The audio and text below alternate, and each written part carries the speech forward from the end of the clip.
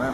Há pouco estávamos ali à beira da Bahia, vendo aquela situação toda desagradável, Urucu, resto do lixo, a nossa linda Baía de Guanabara, que já foi berço do golfinhos, estando assim na situação poluída, eu fiz até alguma sugestão de como cuidar dela, mas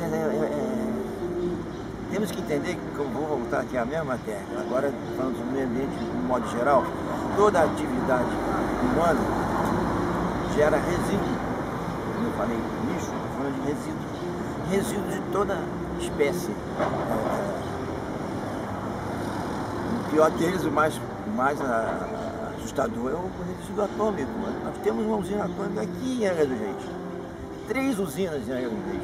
Mas Deus me livre de um acidente nuclear, um vazamento, uma coisa qualquer, como já houve em outras usinas em outras partes do planeta, Chernobyl, agora aí, há 30 anos atrás lá na Rússia, agora aqui, um terremoto no Japão, tsunami, foi um caos que aquela cidade, virou cidade fantasma e poluiu tudo, o ar todo radioativo, enfim, é uma tragédia sem medida, tamanha é a proporção do negócio.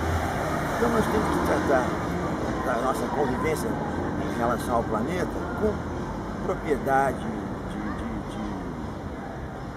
de utilização dos recursos naturais que o planeta nos dá de graça, e os renováveis e os não renováveis.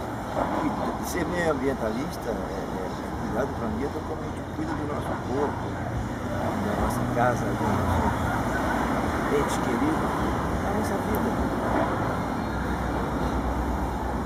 Portanto, ainda insisto que é na educação desde pequenininho. Uma cultura bastante variada e explícita para que as pessoas cresçam ampliando a sua consciência em torno do mundo que as envolve. E não haverá chance no planeta. Não haverá chance para a vida humana no planeta se não nos conscientizarmos da necessidade de nos organizarmos melhor no sentido de usufruir do planeta nos dá. Devolver, troca alguma coisa